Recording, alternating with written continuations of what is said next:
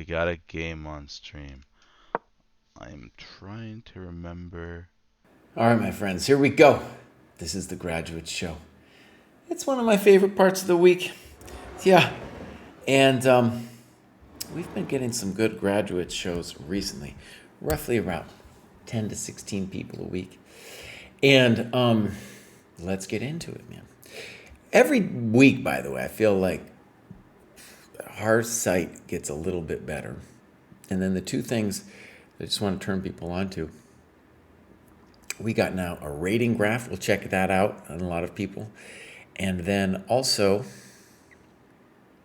we can search for people, which is maybe more importantly for me than anybody else. But like, let's say you're talking on Discord to somebody and you see their name, and then you're like, well, where do I find them on the scoreboard? I don't know what cohort they're in or something. But now, boom, you can search for them on the ye old cohort, ye old scoreboard. So that's nice. All right, let's get into it. We always start at the lower cohorts and then move up. First up, we got green. Green has done quite a bit of work, and we're going to click on green in a second, but let's read what green says. Learned to move as a child, then didn't play for 50 plus years. Restarted 6 months ago. So it was very helpful to have clear guidelines and structure for what and how to learn. Okay, without this, I would likely have spent most of my time on openings learned from YouTube. And the discipline of reviewing games has helped me identify things to work on. I make a point to analyze my rapid games, not just the longer ones. There aren't many of those. Minus, the plus and equals idea hasn't been too helpful yet. I haven't had much contact with the others in the cohort. The level of Discord activity is in general very low, and I haven't done much to change that, and have not yet worked out how to get games reviewed by stronger players. Well, Green, you're about to have your game reviewed, Bows. It's about to happen, buddy. But that's good feedback. And two things actually about the program that that comment spurred me to. One is, it's really interesting how ideas infiltrate to anybody's mind, but in my case, the plus minus equal thing. There are three pillars of the program, the training program: game analysis of longer games, that there's a structure, and there's plus minus equal. And I got the idea of plus minus equal. It had kind of been in my head nascent, but I hadn't had it articulated. Articulated by James Altucher, who was a student of mine, and then James got it from a person who knew this MMA fighter, and plus minus equal was this MMA fighter's, and his name was Frank Shamrock, way of learning new things. And so it moved from this MMA fighter to somebody else, to James Altucher, to me, to then to the program.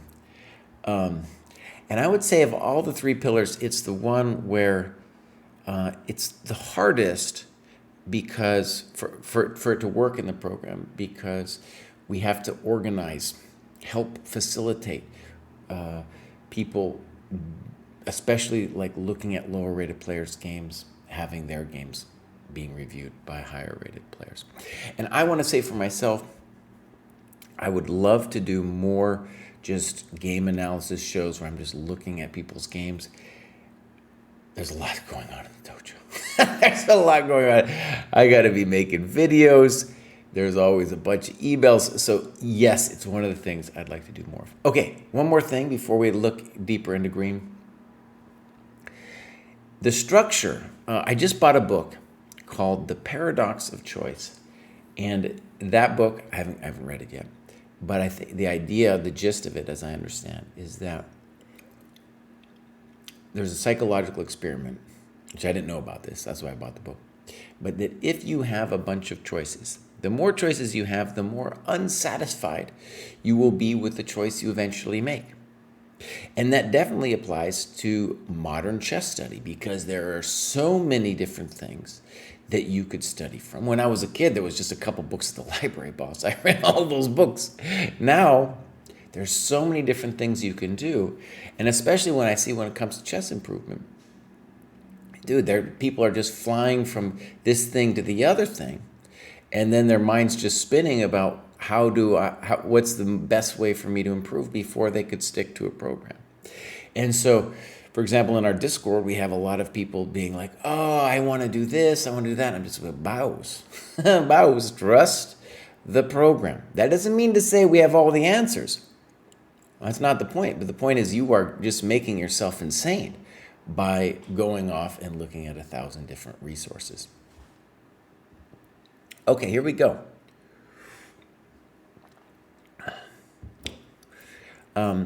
So for example, Green, if you watch this show later, maybe you're watching now, Quad XE in the chat is saying, bows, I'm ready. I'm ready to help you out. Okay, let's look at what's going on with Green. Oh, look at that beautiful rating chart that we got there, bows. Nice. That again is Jack Stenglang's work. By the way, let's say you go to, USCF. You don't get a nice rating graph like this. And somehow that dude is so computer, he created a graph where USCF doesn't even have one, As you can see, Dave Reed here has exploded. The dojo's just going to claim all the credit. All right, let's look at the training plan. And, I wanted to see, actually, let's look at activity. I always like to start here, I don't always start here, but I like to see when they joined. So May, good. A lot of times when people join in May, that's just Dojo 2.0, right? Dude, Dave has done a lot of work. A lot of non-dojo. Let's see what's going on in non-dojo. Some tactics, chess media. Okay, and the chess steps. Okay. That's an example, actually, of, someone going outside the program. And what we need to do, actually, is we need to go back to this one. Oh, okay, so getting to this point, they did 182 hours. Look at that, 182 hours. Dang, that's a lot of work, dude. That is a lot of work. Mainly with the games and analysis. This is great. This is great. So what we're going to see then is at least one game here from Dave. And let me just say, Dave's an older dude like me. It is harder to progress. You might need that 182 hours to make it to the next level. And that's what this program is about. It might be hard. And the program is designed that if you are, haven't reached your plateau yet, you are not going to need to finish all of the requirements. You will probably, most likely, go up a notch before you finish the requirements. And then you can reboot, check it out what the new requirements are. But if you're at some kind of plateau, you're going to need a lot of hours. For me, to make 2,500 feet, let me tell you, I've been there. But it's a road for me to make it now. It is a road. Okay, here we go. Nice. Okay, looks like Dave's doing some nice work. Okay. Let's click on this one. So, Dave is white. Wow. That is a fancy move, and it's true. That's a good move. Bam. So we're going to say white's a little bit better because they're better developed. Good move. And actually what we should say is if you're going to play f4, you should do it right now. Right now. Because now he can kick you like that. I have a feeling you missed that. After 10 moves, king safety even. Black is bettered from terms of development. Now, these are great notes. You should maybe say a couple things, maybe because f4 didn't work out for you. I have a feeling you missed some stuff here with f4. Like you were thinking the knight would move and you'd gain this pieshka over here. But then this happened, and then this happened. And then there's a real question: could you have won a pawn? It's not just a pawn. If you win that pawn, it's kind of bad news for the black king too. So maybe you could have played queen g3. All right, here we go. Bishop d7. Okay, here we go. Doesn't make any sense. Lost of time. Good move. Let's party, baby. Come on, Barbie. Let's go party. Oh, he's getting frisky. Now, I definitely want you to either play h4 or g5 in this position. Notice, when the guy is going to be playing b4 to kick you anyway. So let him do it. You would be gaining time. I finally finished this thing. It was supposed to, Chessable's always like, God, it'll just be this quick course, right? It's never quick with the Chessable. Anyways, I'm officially done today, I think, where I have a beginner's course on time, how to use time. And here's an example of it. There's no need to move the knight yet. Black is about to play b4. Let's move the knight when they play b4 and instead make an improving move. That's also an interesting improving move.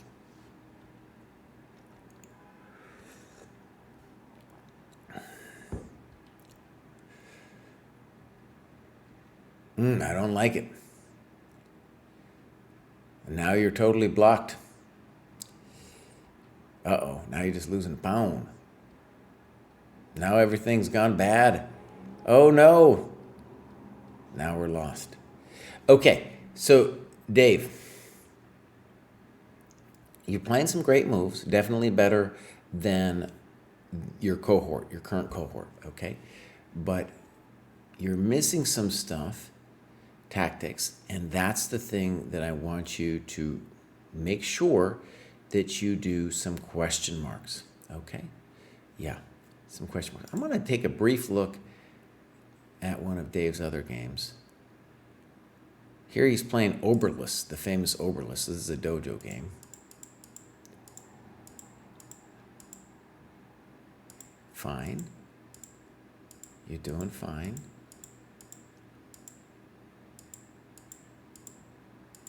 Both sides playing GM level moves over here.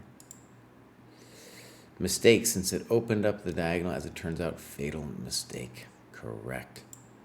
And then here we have the big blunder with queen takes f3. Again, put the question marks on there. Good. All right. Oberlus, by the way, is in the training programs. That's cool. We can see Green working with this. Now, one of the things he was saying it was working with the cohort.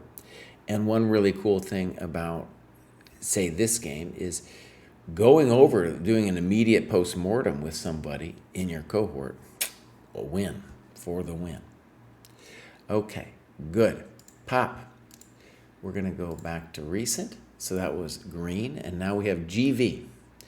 Back after 5-month hiatus, looking to start a tier fresh. So we might not, in fact, see anything going on in GV. That's their graph. Well, we do have a game, though. Let's check it out. Actually, wait, Kraai. Go back and look at the activity first. And so, all right, they've just been doing some tactics, but they did a game. So, they didn't give themselves credit. All right, so here's GV. Uh-oh. No, that ain't a game. Right, Bows? That ain't a game. That ain't an annotation. Now, one thing about the dojo is that we have this. I guess we should have anticipated from the beginning. There's a little bit of let's call it the Planet Fitness relationship to the site that a lot of people have. What do I mean? People join the dojo, and then they're like, I'm going to improve my chess. And then life hits them in a variety of ways, and then they don't go. So we have this metric where we're seeing who's active in the last 30 days. And many people fall off. They become inactive. And when you become inactive, then you get taken down from the scoreboard. Okay? That was Jack's doing. I guess it was genius, though. Now, you can get back on the scoreboard. All you have to do is log an activity, right? But it shows us, how many people are earnestly using the site, right? Okay, great. Let's move on to the next one. We have E Young. E Young, dude, E Young is all over the place. This person has graduated multiple times. That's a pretty cool rating graph. Jack, I am so thankful that we have the rating graph, because then I can just look at that. That tells me a lot in just a picture. Yeah, beautiful. And that is definitely some good rating progress. Now, the thing to say about this, though, is that it looks like what E Young is doing is moving up through the cohorts and consistently being in a lower cohort and then graduating themselves, right? So here, for example, 12, 13 is their normalized rating. That's where they should be, right? Let's look at activity, score breakdown. See, look, those are all the different cohorts that E Young has moved through. So let's take a second here. I mean, but let's just say E Young is doing the work. Definitely doing the work. Boom. Boom. That's pretty good, too. Everyone's first chess workbook is the big quadrants. And we got a couple mate and twos. Okay, genius. Let's see if E Young's got a game for us. Several. All right, let's look. So we're gonna, it even shows it to me in black.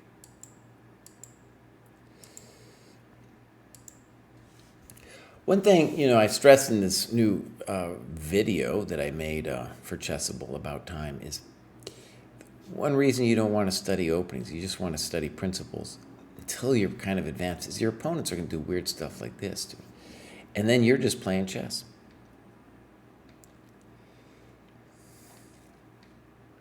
All right, losing time, all the time, losing time. Frisky. That's a really frisky move, h5. Yeah, okay. I mean, I guess I got to be down with it. It's bishop g5 right now is the main question. But then what do? They lose time. Then the knight just goes terrible. What are you doing, buddy? What are you doing, Bows? Oh, this guy. Oh, Claudinette. Claudinette, what are you doing, boss? You going backwards? Are you trying to set up the pieces for the next game? Check to the miserable queen. This is going to turn into a welcome to the dojo. Oh, buddy. Oh, buddy. Now, black misses that bishop takes g1 is on the table here. Pop. That guy's gone. And one of the things I stressed in that little vid I just did is that when your opponent gives you massive amounts of time, that's when you get your tactical chances. Also, knight h5 looks brutal as well. So the rationalization here, let's read this. Finish development and something about Danya's advice to not neglect development. Well, Baus, I'm with you, don't neglect development, but there's some hanging stuff over there. There's some crispy critters. Knight h5 and just taking the knight, it's gone. Now, let me just stress, hear me, world, on this. When they don't develop, the chances, they still don't understand. Okay, here we go. Pop. That's a frisky move. Now, that's just a very fancy move, Bows. So much more complicated than taking the bishop on g1 before. He believes you, though. That ain't it. Oh, give me all of it. Oh, what are you doing, buddy? That was your queen. That was your queen. Okay. Let's say the obvious. E Young is slaying these people. There's a certain small percentage of the dojo that loves the idea of starting in lower cohorts. E Young needs to go to his cohort, which is the 12 to 13 cohort. Bows! Come on. Come on, Bows. Okay, so here we go. We're going to see E Young again probably fairly soon. Now, Deleli had a recent graduation. Let's read what Deleli says. I think I'm saying their name right. During the month of August, leveraging a long period of vacation, I decided to work on my biggest problem. I don't play enough. I only have a total of 46 rapid games and 25 classic and 1 blitz on Lichess. I need to play more. It's like I need perfect conditions around me to sit and play, which is not realistic. So I decided to do my Blunder Games task in a month. Okay, here we go. Playing 35 rapid. I slightly overachieved that, and I think it was very useful. During vacations and while traveling, I had to play in many non-ideal conditions. Useful training to play more frequently. I put a total of 47 hours of sweat work in this cohort, out of which 27 between games and annotating games. Learn chess the right way. Beautiful. 50 painful Polgar mates. Good. Suggestions for the dojo. Just one, not new. Keep working on how to make games within the cohort happen. Sparring games, classic, rapid. Dojo's main structure is already excellent. The principles are clear, sound. The material selection is outstanding. With more interaction within the cohort, the feeling of being part of the dojo will be much stronger. Okay, so we have 2 people. I got to write it down, Bose. 2 people talking about cohort interaction. I agree.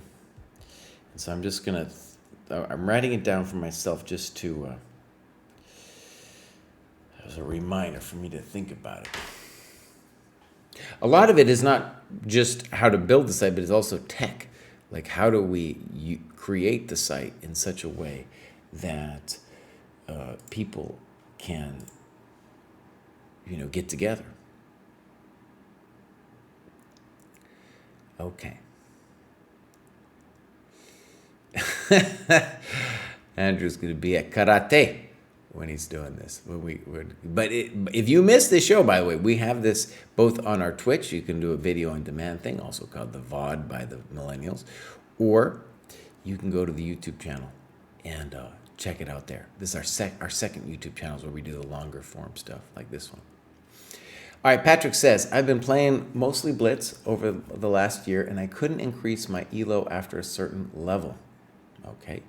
Long games are much easier for me, which means that my rapid ELO is still leveling off at the moment. Reaching the 1450 on chess.com went fast. I like the program of the dojo very much, and I am still in the process of getting the necessary books to systematically work on my progress. Beautiful. Okay. Oh, look at that. That's a chart. That's a chart, Baos. That's a good chart. All right, let's look at activity. We're going to go back. Well, Patrick kind of flew up there. Oh, what kind of sins are they doing here? A lot of blitz. Yep. Chess media. Okay. See if we got some games. Yes, we do. This is pad. Not pad thai. All right, I don't know. That's a bad joke. But okay. With this game, I reached the 1450 ELO in rapid, which is the requirement to go into the next level. Good. Knight f3, knight d7, c4.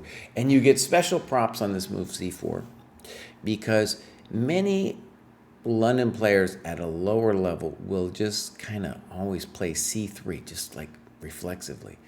In this position, there's no reason to play c3. Maybe sometimes in response to c5. Might make sense to play c3. But here, for sure, let's play c4. Free developing move. Thank you very much. Good. Yeah, this is definitely a controversial move.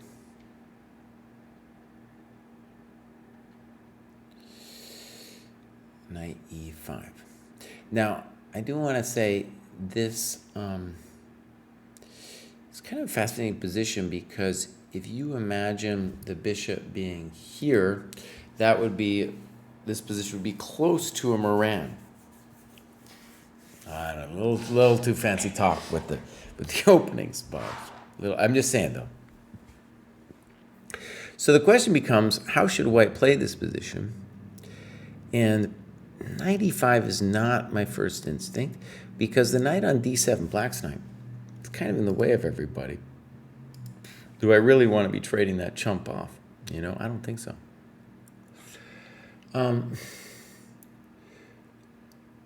So the move I think to consider is e4, to intend something like e5.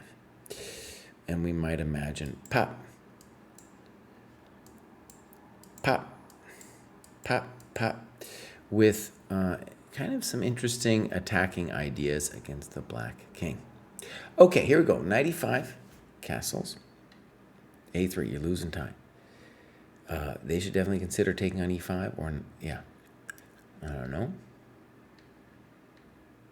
Okay. Poor move. Yeah, serious mistake. Thank you very much. Again, at this level, it's going to be the tactical mistakes like this that will decide the game. Not only did you win a pawn, but the light squares are all messed up. Thank you very much. Okay. That wasn't it. This is a yard sale now. Check to the miserable king. Okay. Oh, nice and steady. Nice and steady. Oh, there we go. Ah, dude, you're doing great here, Pat. This is a clinic. This is a clinic. That wasn't it, Bows. Oh! Give me all of them coconuts. Oh, dude, this was, I mean, let's just think about this for a second. That was well played. That was well played. Just a couple minor problems, but the kind of problems, honestly, at this level, I wouldn't even be thinking too much about, right? That was good, dude. Let's go back to Patrick here for a second.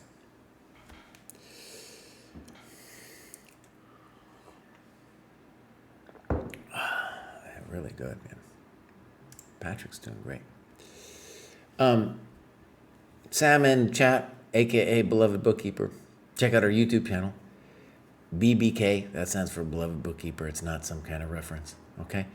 It's our YouTube channel. You can check it out. Bike ride was amazing. It was hot, dude. It was hot. It was like 45 miles in the heat, and it was like a sauna experience. But it wasn't yesterday. It was on Sunday. Jennifer Jada, I have left U.S. Chess. She's been basically out for a while. Yeah. Okay, great. U.S. Chess, dude. You don't want any part of that, dude. You don't want it. I mean, it's not the latest controversy. That thing has been dysfunctional for a long time. Mateo says, really like to play my first ever classical chess game. Couldn't find the time to do the drills, but overall it gives me a road to follow. Very good. And I really like this dojo. Oh, there we go, Mateo. I like it you're saying that. Okay, so let's click. Oh, look at this beautiful graph. Can we just thank Jack again? Look at these things. This is fantastic.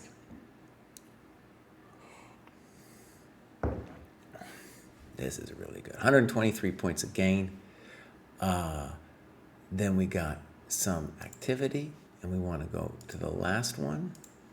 28 points. So basically, Mateo's flying. 23 years old. Crushing it. Maybe Pruess is hanging out in France. He's hanging out in France this year. Maybe they'll hang out together. And we got a lot of endgame stuff going on. And then we got a lot, yeah, interesting. What non-dojo stuff? A little bit of everything. Okay, good. Let's hope that we have a game from Mateo here. We do. Let's go. And Andrew ML is in the program too. So this is kind of cool to look at. And we're going to get some times. This looks like 60 plus 30 seconds. This was my first game in a longer time limit. Let me just say, Dojo Training Program, a lot of people, especially those who have begun chess in the last year, our program is the first time they're like doing longer games. And the idea is that you need to use like the deeper thinking to get better at chess, even if you want to get better at blitz chess. Really cool then that we can encourage people to do it, play other people in the dojo. And let me just say, man, the cheaters, oh man, it's gotten so insane. And that doesn't mean that people that are in the dojo, it's like impossible that they would cheat, but like demographics is destiny, man. You go to ChessCom, especially I'm noticing around the 2000 level, like every single, well, not every single one, but so many players are cheating that my student Jamil is just losing his mind. He's just and then it like takes up a whole shelf space in Jamil's head. That is like, oh, this person's cheating, and then he wants to like me to report them, his friends to report them. It's just this dark rabbit hole no one wants any part of, man. You know, once you start going after the cheaters, your mind is already, they got you because they ruined your day. Okay, good. Let's take a look at this game.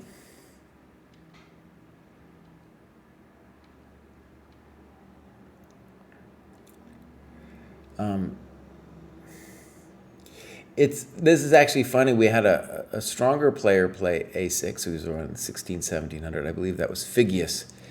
And this is called the Yanowski. It's basically goes against dojo principles of time, of course. There's some deeper ideas with it. In particular is when they take, the really highfalutin idea is that a6 will later help prevent the minority attack, which white doesn't even have to do. But you know what I'm saying. All right. You're doing fine. Okay. Maybe not totally necessary, but okay.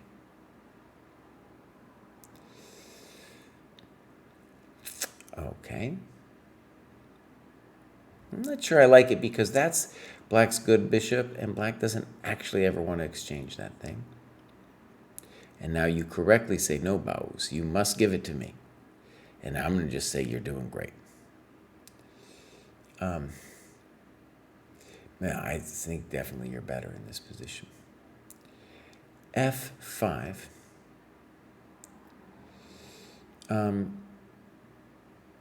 for sure, you want to play bishop c4.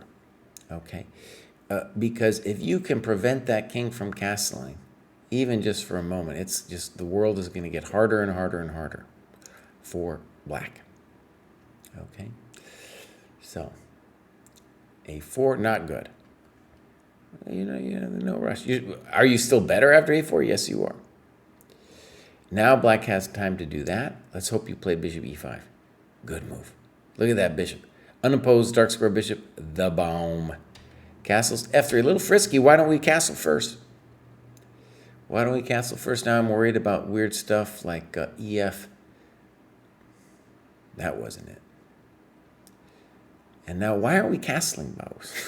Why? You got something against it, Baus? Is there a thing against the castling? Just put your castle. Okay. Castle now, please. There you go. Good. Okay, and now you play bishop d6. Looks reasonable to me.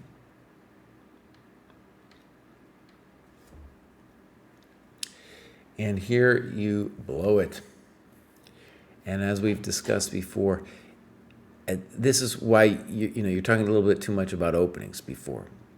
Because listen, this I want to stress, like learning how not to drop stuff, much harder to learn than not giving away time. It's just a thing, and everybody will still drop stuff, part of the game. Here, interesting question about like what white should do. You write bishop e5, rook f8, pop, pop, and you say, I don't have anything anymore for my attack. I disagree. Your bishop on e5 is just a monster. But there's no reason to rush into doing bishop e5. First of all, I want to stress this is a hot position.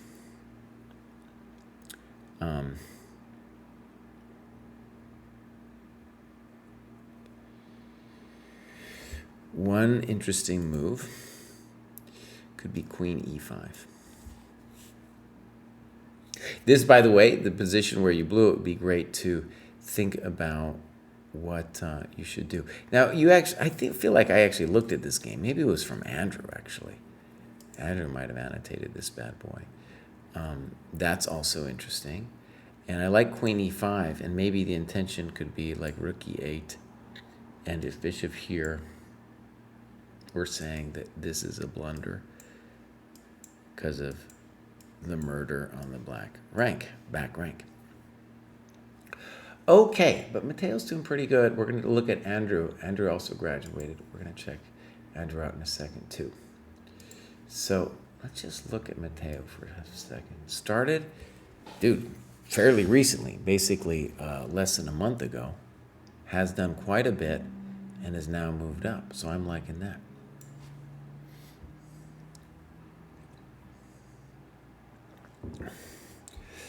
Yeah, Andrew's saying too in the chat that was the game that we had been looking at. Okay, so Andrew's doing great. And then let's go take a look. Oh, Andrew's next. Andrew's next. Andrew is interesting to me in the dojo in that he is a high schooler. He says we're gonna lose him, or at least partially, because going to school and all that. I would love to see more people in high school using the site. That would be really cool for me. Just to get a demographic mix, more women, some higher rated players, right? There's a bunch of people, demographics that I'd love to have more on the site. And Andrew, who is 16, recent chess player, would love to see this guy do well. And look at that. Boom. That's what we call the youth rating graph right there, my friend. You do not see old guys looking like that. No. That's a great rating graph, Andrew. Okay. Activity. And now we're going to go to the one below. So really, you can see Andrew is progressing so quickly that not that many points even needed to get to the next level. Let's quickly look to how long Andrew's been doing this. Also, dude, less than a month. Less than a month already flying. This is his second graduation. Third graduation, it says. Holy patchouli. Basically, once a week, flying up. Okay, good. And endgame, tactics, games and analysis, opening. Beautiful. And this is the level where you are allowed to do a little bit of openings now at 13 to 1400. Let's look at what's going on with Andrew's games. Holy moly, we got a bunch. 16. So that is very good, Andrew. Very good that you're doing this. So, pop. Evangelios. Fun fact, evangelium, the evangelist, if you will. Eu means good. Angelos is the messenger. So when you hear the good news, the book of the good news, that's what they're talking about. Just a fancy way of saying evangelium. So bishop d2. And here, that's generally thought of as a mistake because your knight can get popped by d4 here. Okay? So generally, you'd play d4 first. Okay. So, mistake. Good. Frisky. Like I think we had an earlier game that with pawns on the light squares for black, that bishop, the dark square one, is their best piece. And so any friction against our c3 knight is welcome. Black decides, I'll give you free tempo buffs. Okay, we'll take it. Good move. Nah, just playing basic good chess. Yeah. Bishop b7, and now undertakes the big decision. Pop. Okay. Pop. And now we got an interesting question. This would kind of, I was going to say bedevil me as well. It's a little bit hard to say exactly how white should play it. My instinct is that we should play knight e5 here. And the idea is that if there's a snip and a pop, we'll then have a romp. We could introduce that move as well with rook fd1. Now maybe rook fe1 too. I don't want to play e4 though, unless I'm really getting something for it, you know? That's why I want the knight e5 first. The other cool ideas about knight e5 is maybe I'll get some juice along here. Yeah. Okay, so knight h5, poor move. The knight does not belong on the side of the board. Good move.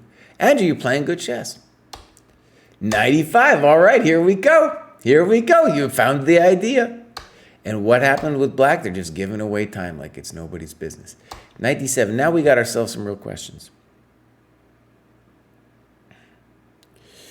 So, f4 is the natural move, but it would be nice if we had some other move besides f4.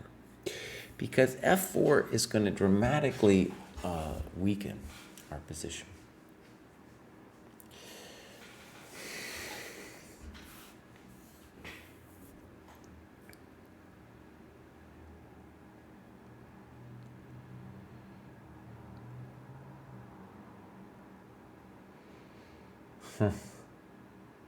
So I'm just thinking about bishop f4 and g5, bishop g2, knight e5. Unfortunately, I'm a little bit dissatisfied here.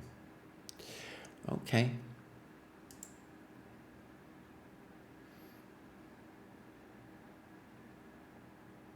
Okay.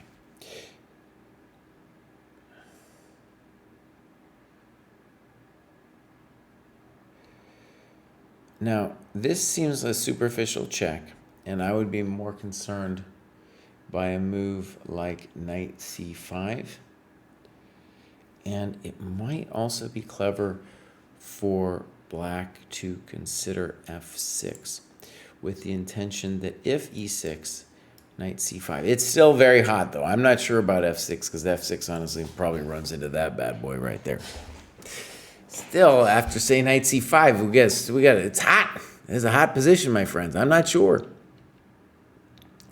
Okay, so more variations here would be good because let's just say right now we're reaching the tactical phase of the game. And, you know, black was the one who did it when they took on e5. They made things complicated. They initiated the crisis. Check doesn't make any sense to me. Bishop doesn't have really a future there, and the knight is getting blocked. So black now has two bad pieces that they're not fixing. I'm not sure I like it. Can we play e4? I'm very interested in playing e4.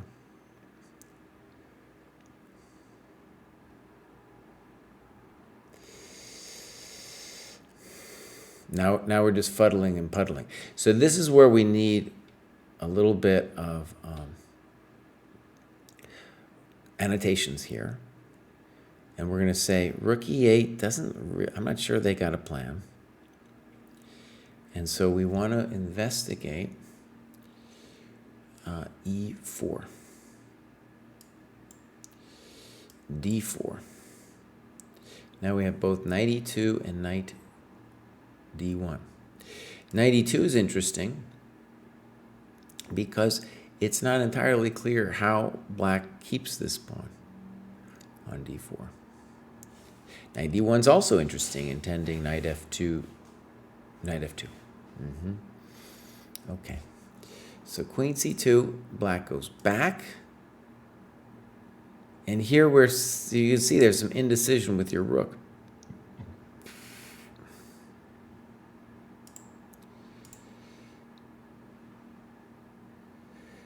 a3.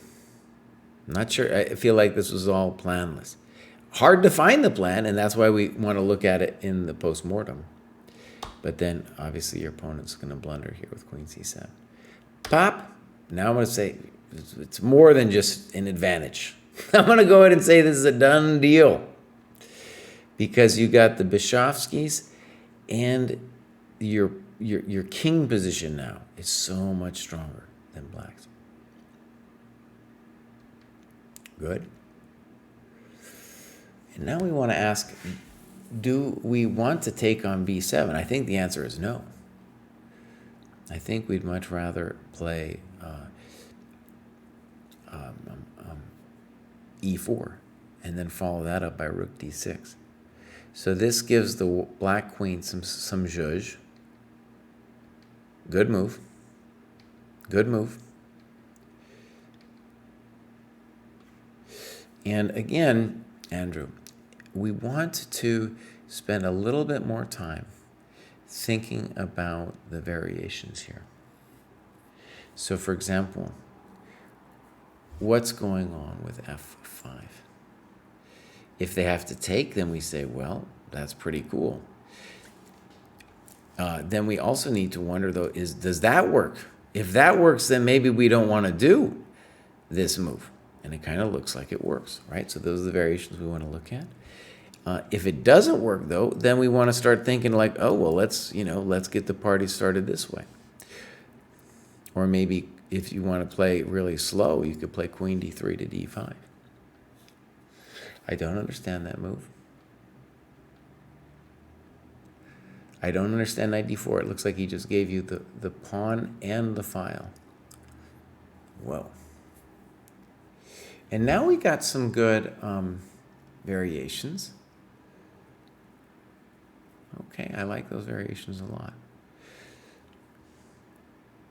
It'd be cool to know what this game was. It looks like it was I don't know if it was like over the board. Did it say up here?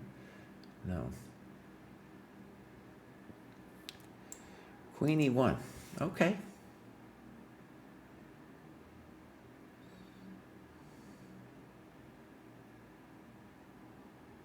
Good move. All right, I'm into it.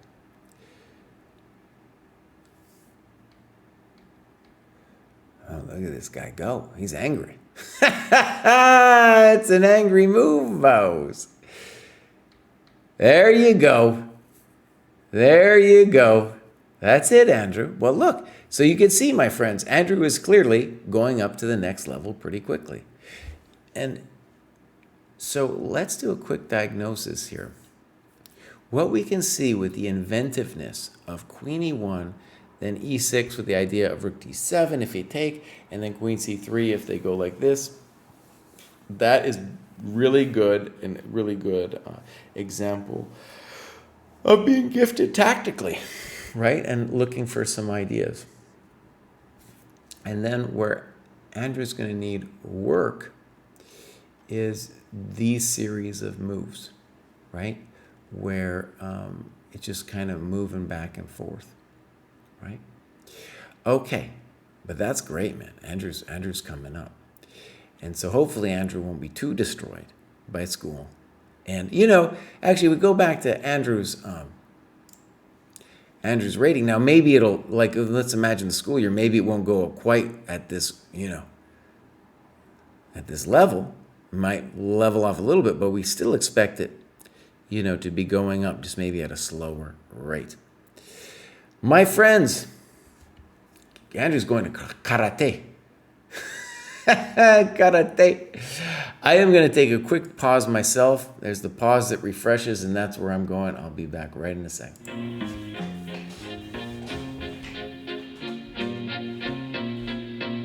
Welcome to Dojo. Check out Joe, he's a Reddit bro, likes to edit posts, and he starts to gloat when he gets the most of votes or likes. Yeah, he's really hyped, really psyched, cause the crowd is really tight and the work is really light. His training plan is the first thing your eyes see, cause he got more follows than my boy Eric Dicey. Opinions on Magnus, Hans, and Karyakin, who cheated who, which engine that he hacking. He got blocked by Short, ignored by Dvorak, but he can't be wrong. He scored a like from Truong. He's got lightning attacks on GM blunders and gaffes. True, not over the board, it's only the other chat. Still his 7-year plan ensures the last laugh. Distractions detract from any actual action. actions. Excuses are useless, he rues his inaction. Awaits satisfaction, the status of Magnus. He bought 50 books and opened up 10. Fools ought to read Psalms, not my system. He's got 30 alt accounts on every site around. Chessable courses keep looking cheaper by the pound. He got 22 databases and 36. All right. Beautiful. Well, there it was, Andrew. Why can't I be a kid again? You know, you'd think maybe they should do, when they rework life, they should give you the chance to come back. You know? Give you a chance at a take two. You know what I'm saying? Give me another chance, Bows. Give me another chance. Come back. Be 16-year-old again. Come on now. Redesign the game. Redesign the game, my friend. Okay. So, recent. That was Andrew. And now we have Jick, who has also graduated before. Okay. I prefer using my over-the-board rating in the Finnish rating system. Seemed close to USCF.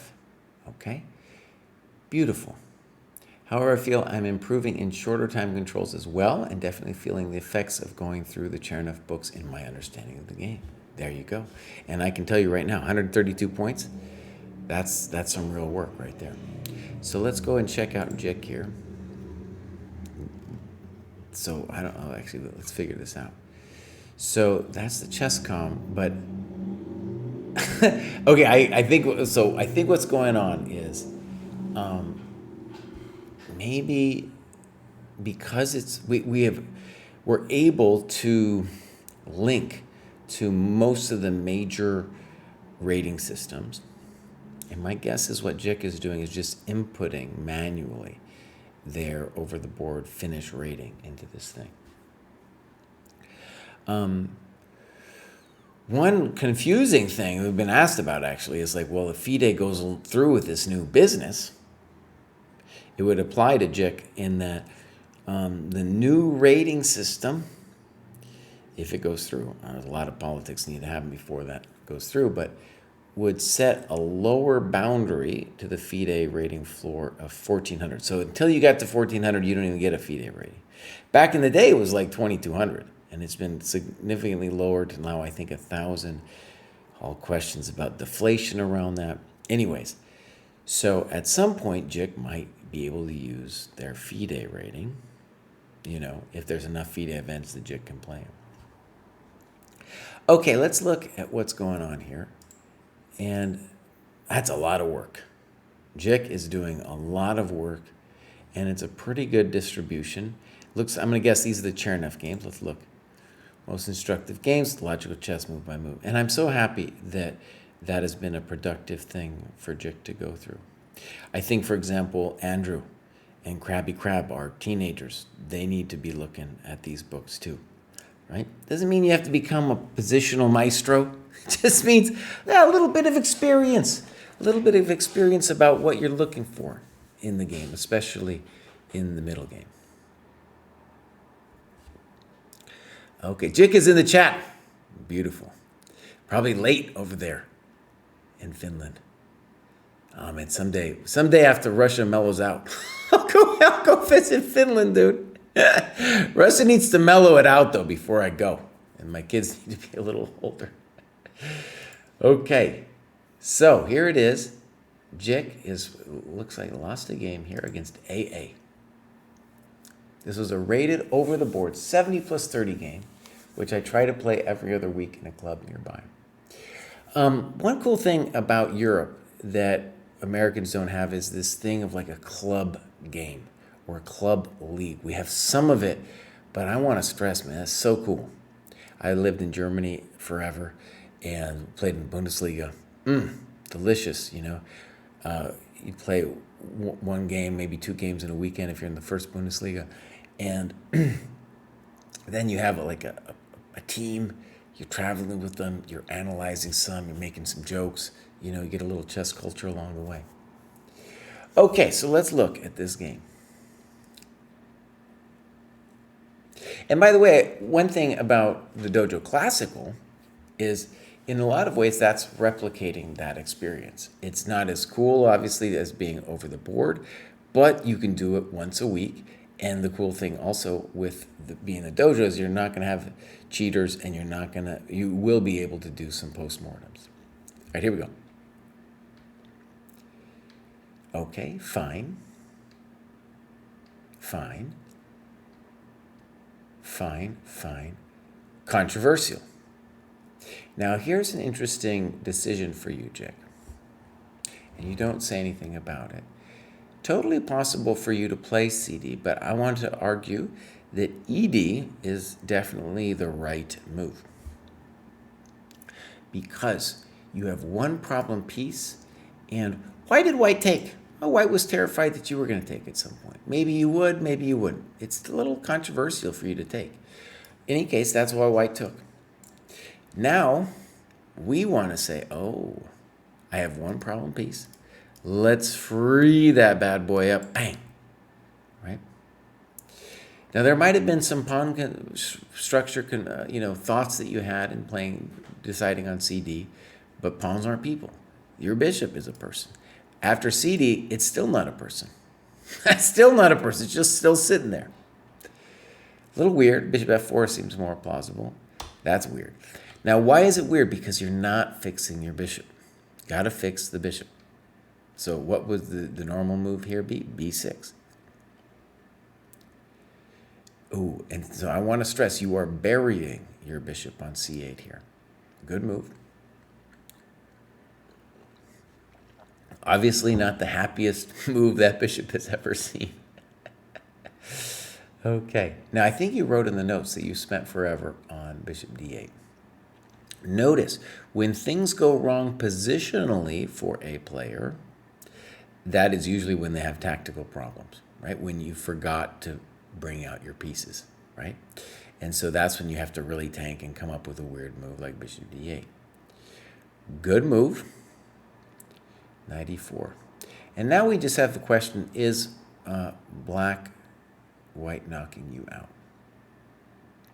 What's nice about knight e4 is white's threat in this position, right, is to play knight d6 and do some love tapping over here.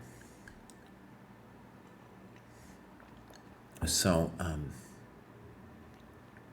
knight e4, you're at least making it difficult for white to figure it out. Let's look at this. Pop, pop, pop. Good variation, by the way. And I can almost sense that you probably were traumatized by this variation in the game. By traumatized, I just mean you're probably worried about it, and rightly so. You know, this is a little scary. So, queen d3, e d3. You wouldn't play rook f8 here. You'd play knight takes d6, right? You play knight takes d6, and then, I mean, white's... It's not easy for white to crack this bad boy here, right? White's better, don't get me wrong, but it's not over yet. And really what white needs, right, is white needs to crack this point.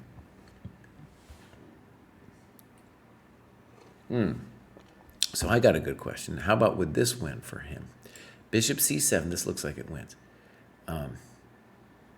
Queen a6, and now, boss, we just take it. Thank you very much. Rook takes. Thank you very much. And now we're toast. See? Because, well, we got to take the queen. And this is called a double attack. Adios, muchachos. Right? Adios, muchachos. Okay. So that's an example of finding a tactic in your game. And I could tell by your notes, you felt like you were nervous about it. Okay, so rook c2. Good, and you're right. Leading to me losing material, was relieved white didn't play it. Good. And right, maybe you're going to get out of dodge here, a6. Knight c7.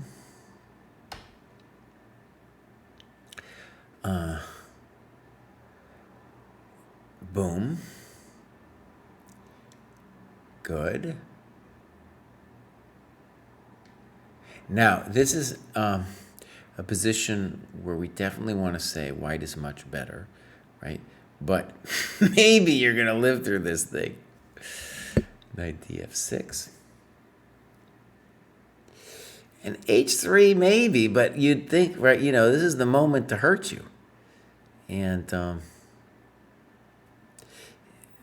the knight's going on a little escapade over there. Doesn't seem like it probably won't work. But let's give him the benefit of the doubt. Good move. See, so that's what this is the key tempo for white. So in our analysis here, we needed to have asked, well, bows. Is there any way white can do this in a little bit more of an aggressive way?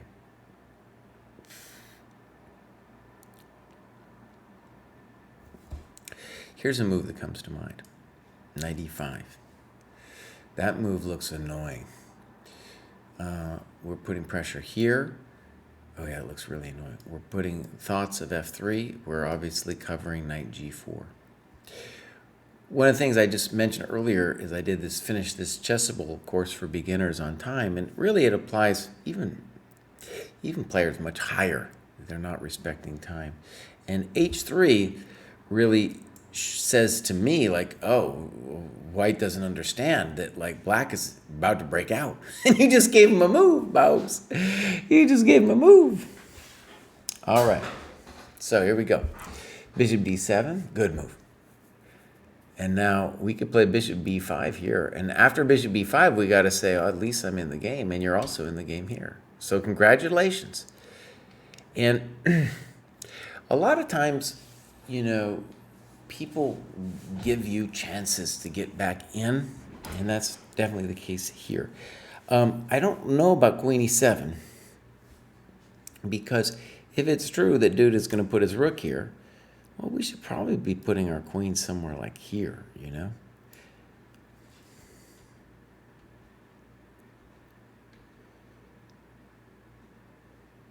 All right. Critical moment, we definitely want more annotations here.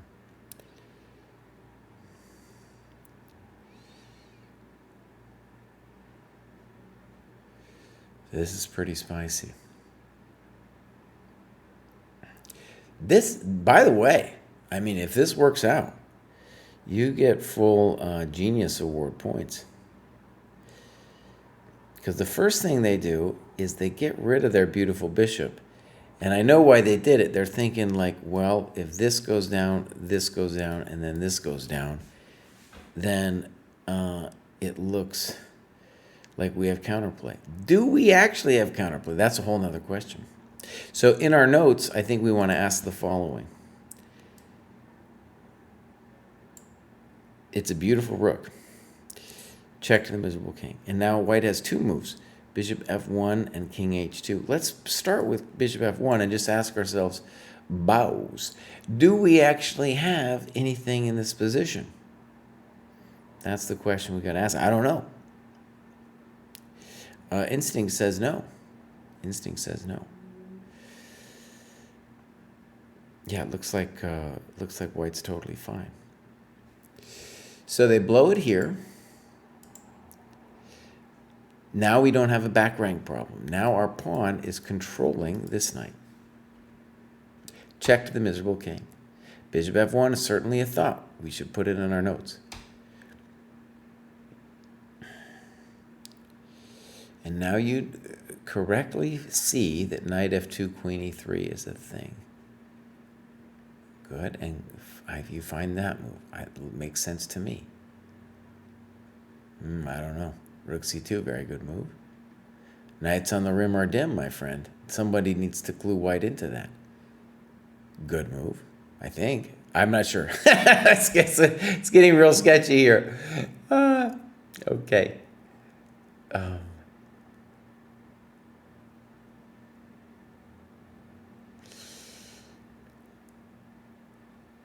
Yeah. Okay, my friends. Look, this is a moment of extreme tactics.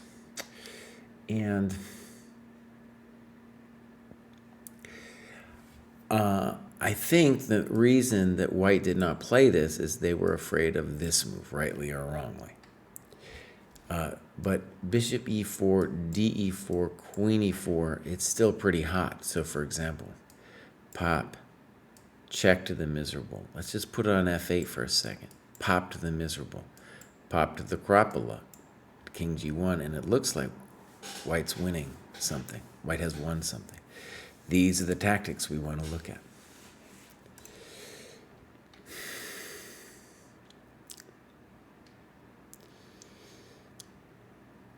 White's getting real frisky over there. Oh, and unfortunately we blunder here. Now, you write queen c6. This is the spicy situation. Now let's just talk about this strategically for a second. The knight is poor. The bishop is just an opportunistic piece. So the question then becomes, well, do we got something?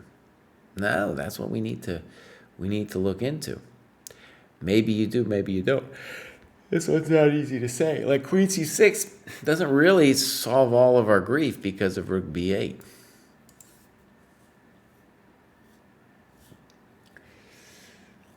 Yeah, so, and if white has a threat, it's f4. But how healthy are they gonna be after said f4 move?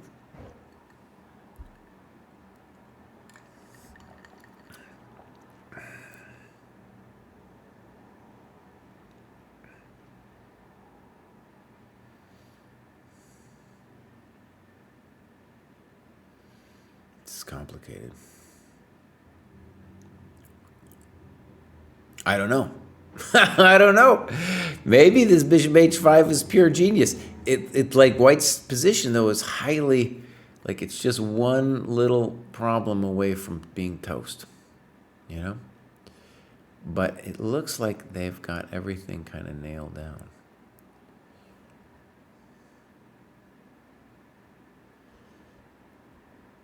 Okay.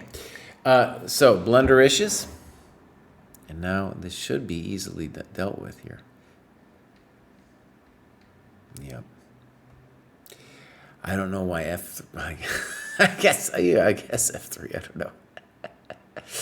Okay, Jick. One of the things I want you to see about this blunder is sometimes when we blunder like this, it's because the position is really hard, and then you're just like, I'll do something, you know. It's not an easy life here for white.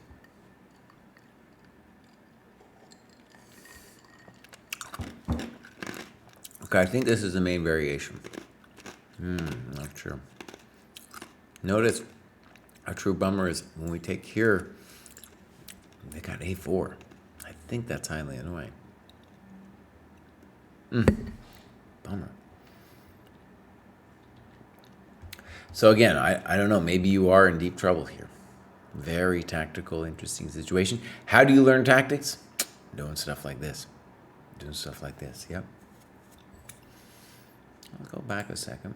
You didn't like knight g5.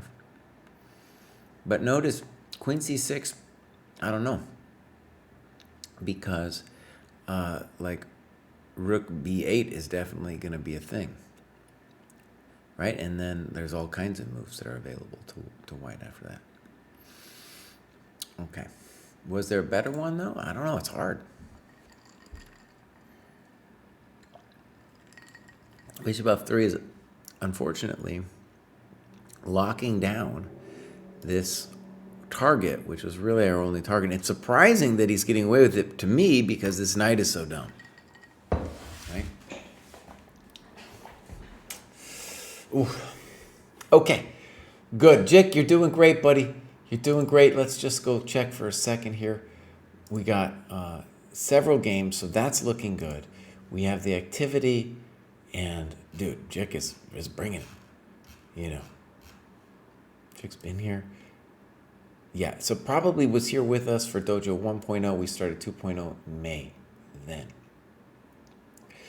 It will probably become tougher for Jick as we go on here. But I like he's doing the Polgar mates in 2. There we go. There we go. Beautiful. Thank you, Jick. I'm going to go visit you in Finland someday, buddy. Someday after the Russians mellow out. I'm going to go over there. This is Michael. And pretty good rating graph. Look at that.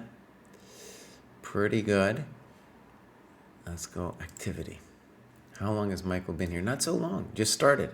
Just started a little over a month. Doing games. Look at that. Games and postmortems. That's looking pretty good. We go back. It's just all games and analysis, which is fine. And what I can tell you here is just the fact that James hasn't done too much else that I've done. That's beautiful, beautiful. That James will go up again pretty quickly. Mocha. All right, games. So let me just stress, like there's a variety of ways to improve, especially when you're going so fast, and focusing on just playing longer games and annotating them. Pretty good. Also, you can get a post-mortem in. All right, here we go. This is Michael.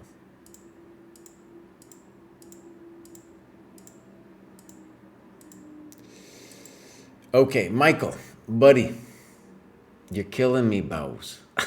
You're killing me, man. So, first of all, this kind of pattern of development you see all the time at the lower end against the Sicilian. And if we were going to write something here, it would not be inaccuracy d4 was best. You got to write, hey, bows. Hey, why is this wrong? So this is a computery analysis that Michael... Wait, let's give Michael another chance before we look at what his computer provided for him here. Okay. Yes, just computer analysis here. No bueno, Michael. No bueno, buddy. Okay, so let me try one more time. And then no analysis at all. By the way, it's a process of learning how to analyze your games. It doesn't happen immediately. So I have some sympathy, but not a whole lot for Michael's quest here. So that was Michael. And now we're on to Marc Galichet. Let's check this out. Ooh, look at that rating graph, dude. Somebody was inactive and then became active. French, I live in Metz, but I come from the center of Paris. Yeah, and Pruess says he's out there in the Normandy, like just raining every day. So go visit that guy and give him a bottle of wine. He doesn't drink wine, but, bring him something nice. That poor dude. Here we go. This is Mark. Okay. So, some good endgame. Let's click on that. Genius work. Okay. Tactics. Really good work. Made in twos. 524. Great. And then mostly tactics over here. Excuse me. Yeah, tactics. As we saw. Okay, really good. We're going to guess that Mark doesn't have any games yet because there's not listed. So, right. A lot of times we see this, right? One of the things, too, I'll just say, like, let me try to sell the dojo to people. If you... Let's say you're doing some exercise thing and you're doing it by yourself. You're just, and you start doing like, whatever feels good. Well, maybe you'll be running every day and then you'll start just running and running and running. Or you'll start lifting weights and you're just doing that all the time. One of the great things about the dojo is it kind of forces you to go outside of your comfort activities, right? It forces you to do these other kinds of thinkings. And honestly, Mark's doing a lot, but has yet to do the games, right? So that, what I'm going to guess, is part of the next stage here for Mark going forward. Pretty good, though. Look at that. A lot of tactics. Okay, genius. Let's go to the next person here. And that is, going to the next one. This is our final bit here. Some of these look like maybe they aren't true graduations, just some jadubes. But let's click on K. So 36. Okay. Looks reasonable. Wait, this doesn't make any sense. So, right, somebody put themselves into the wrong cohort, right? 971 does not belong in 1500. Yeah, so this, oh, wrong click. This doesn't look right. This happens every graduation. We get somebody put themselves in the wrong cohort. Okay, unfortunately, I always have to do this second click. Now, this person has, I've seen this person around. 282, using the ECF, English Chess Federation. And you look at this, Jack is a genius. You can click on that and it'll take you out to that person's graph. And you can see they've had some progress with chess.com, but this is their main thing, maybe inputted manually. Let's go take a look. So this is the one, 140 points of work. And we say the obvious, the higher you go up, the more competitive it is, the more points it's going to take you, the more time it's going to take you to graduate. Okay, this is looking pretty good. I just want to, right, I'm pretty sure I'm going to call him V Maltesos has been with us for a while and was in Dojo 1.0 as well. This is a great rating graph. Delicious. And then we're going to click on this. That post-mortem's in there as well. I like it. End games. People loving the Silman book. That's good. Tactics. 942 made in twos. There we go.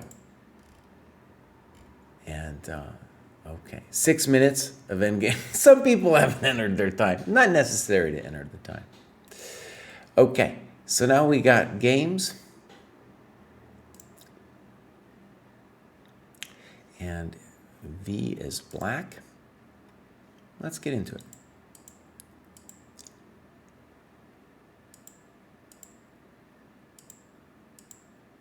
Fine.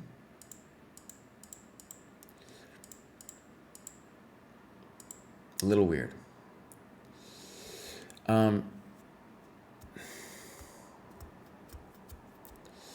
Yeah. And that's the move, honestly, that should cause us some pangs of self-doubt and remorse. Because now your bishop on c8 is going to have a longer journey to get out. Should have realized, let me read this, that in this opening, the critical square to defend is the de5 square, and that knight g6 from white would create problems.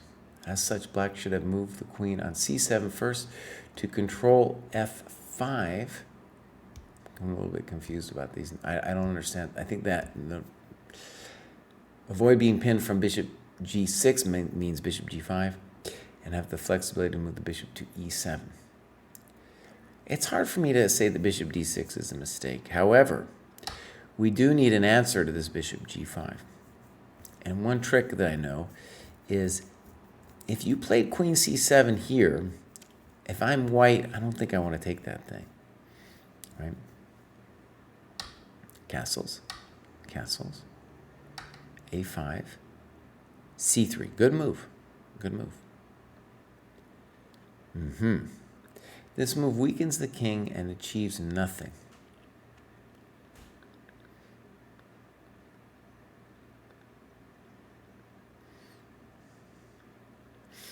It does force the white's bishop to commit to which diagonal it has to go on.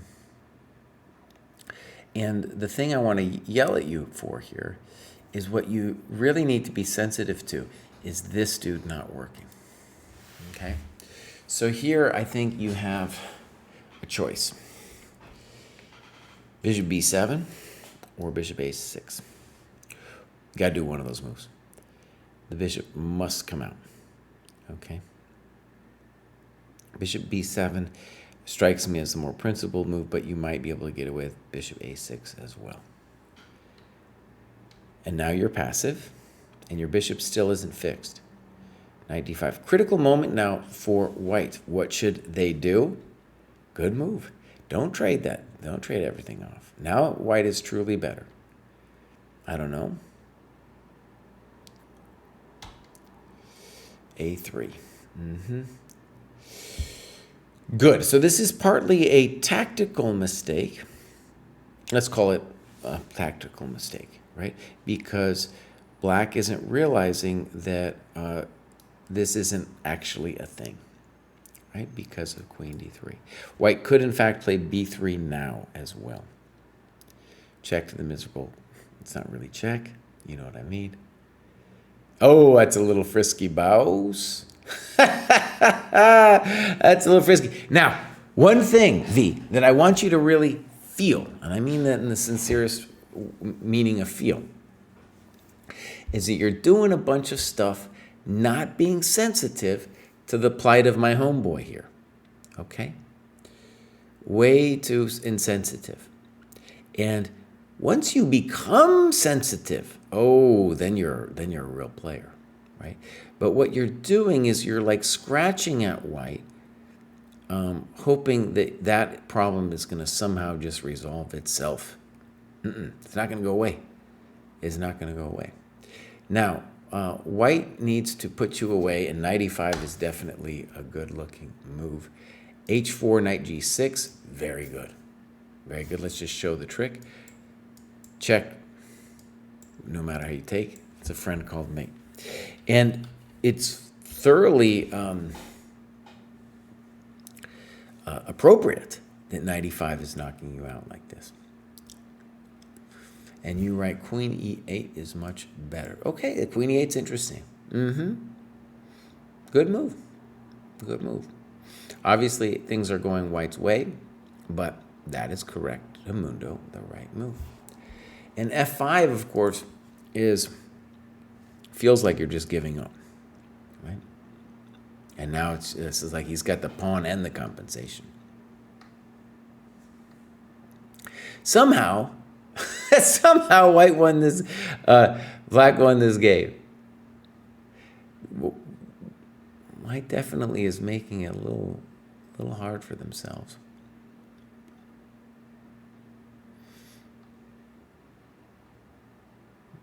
Meaningless checks.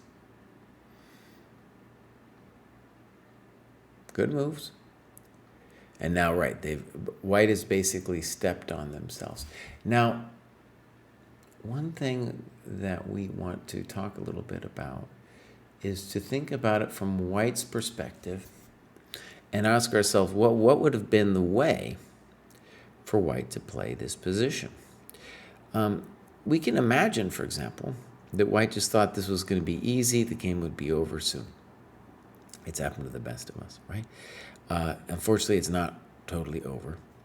And the thing that white now needs to be thinking about is to say, oh, bows. Say, oh, bows.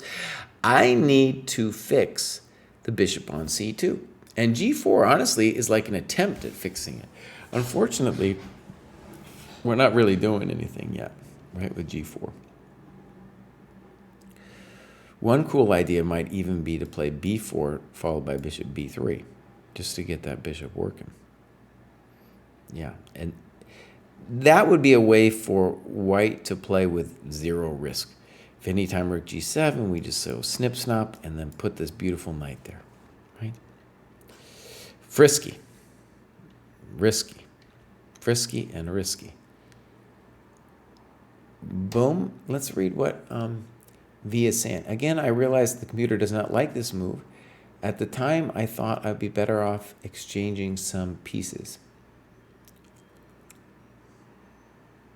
Okay, no, computer bashmooter. So when you give a double question mark like that, you need to say what white should have done. Right? I'm assuming you want them to play rook g7. Good move. And that is a very instructive thing that you've got going on there with knight d5. Essentially surrendering the c6 pawn to open your bad piece.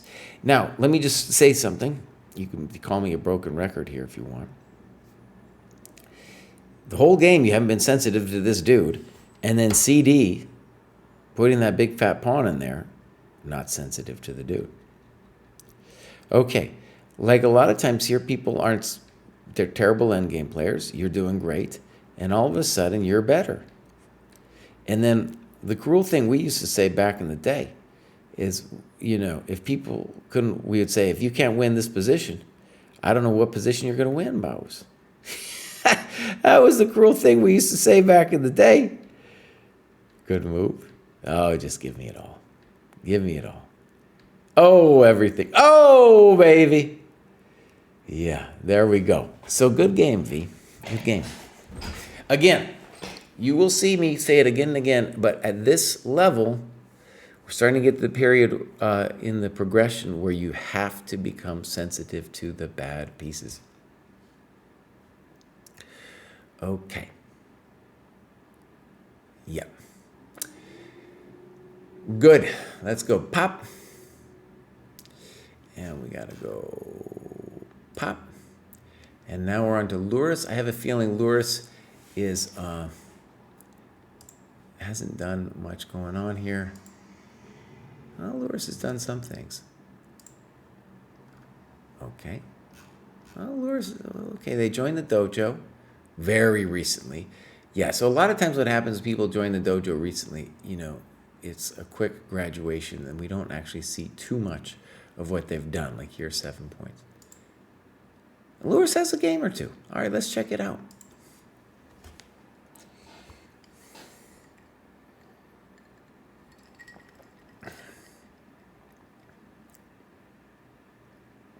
Fine. Yeah, definitely not in the spirit of the opening. And now the queen on e2 is just horrendously misplaced. Fine. A little bit slow, but okay. Nice. Nice. Okay. Now.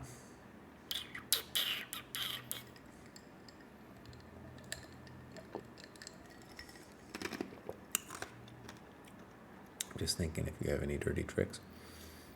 Good.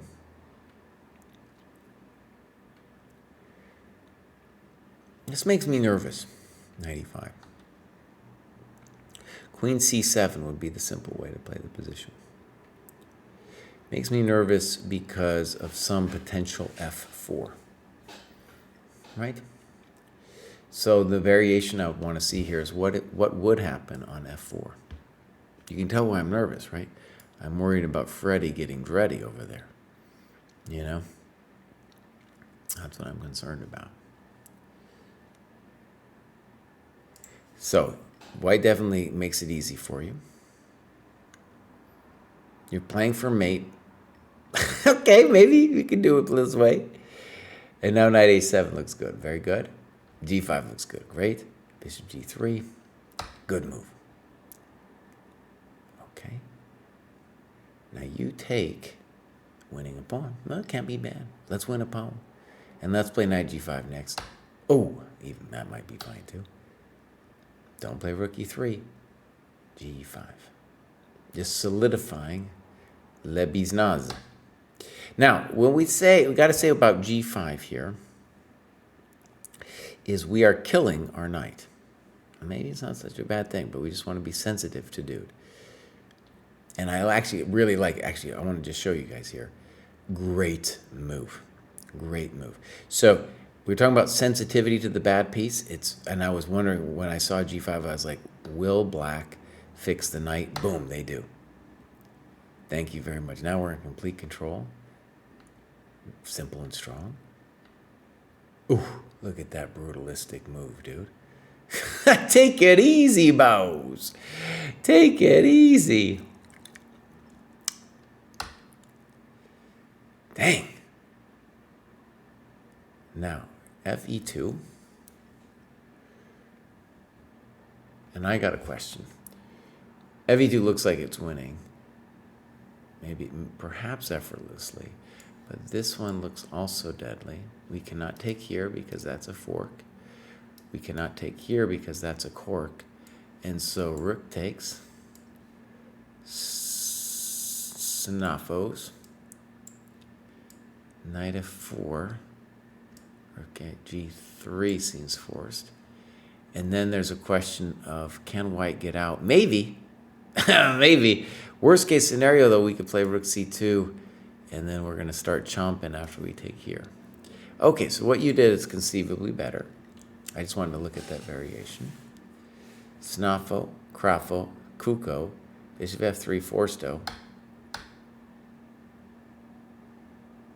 Good move. That's not going to do it for him. You're just like, dude, I'm going to go take all your coconuts. Thank you very much. And now let's see how you finish. Good move. Good move. We're just going to make it easy. No need to make it hard. Thank you very much. Beautiful. Okay. I'm totally fine with King G7. Totally fine. You can still play F5. You can do that too. You're in complete control. Whoa.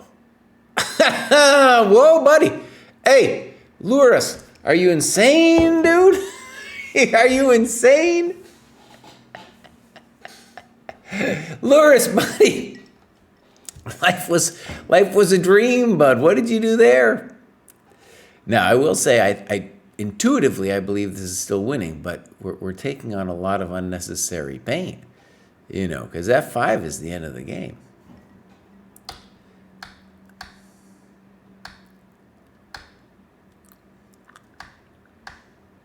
Good.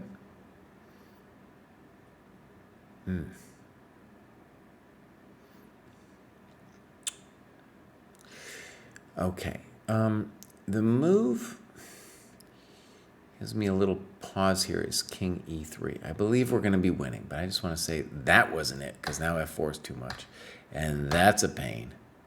And that's everything. That's what we call game. Oh. Welcome to the dojo.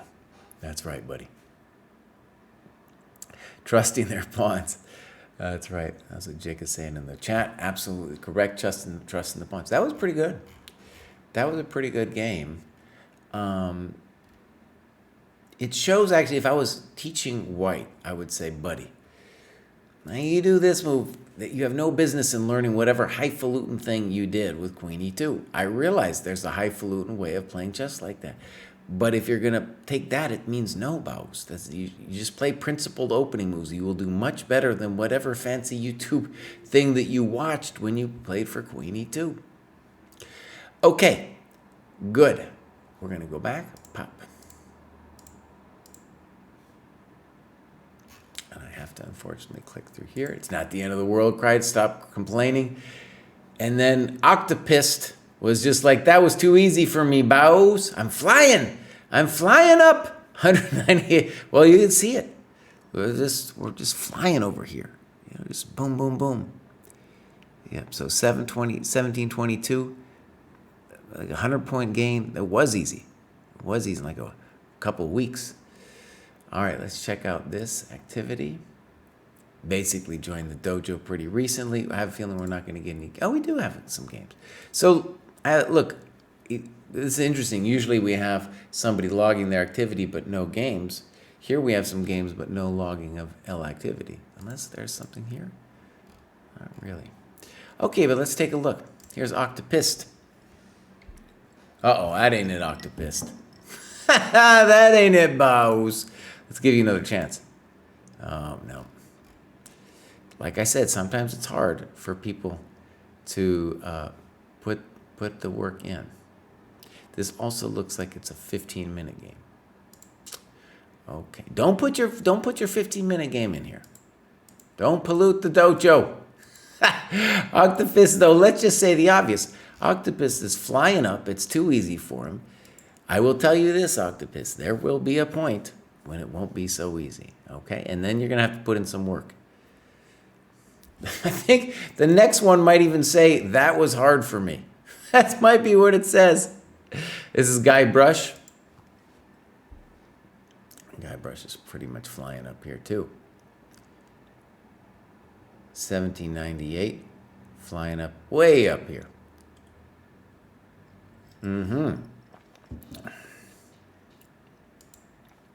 Okay, so we're gonna click back. Not that many points. Not that many hours. So either they were in the wrong cohort to begin with, or they are truly flying, right? And they joined the dojo fairly recently. Doing some good. I love this book, Evaluate Like a GM. I read that fairly recently, did a review, and then we added it to the program for 2.0. So cool that we have that. There's a lot of books that I've been reading recently that, I'm thinking about reading just for my own joy and, self-discovery, chess discovery, whatever you want to call it. That was one of the recent ones. And I feel like I'm definitely reading far more at the upper levels. That's for selfish reasons. But anyways, so it's great that we don't have as many players up here near the top. So it's great that we have Tommy, reading this book. Nothing.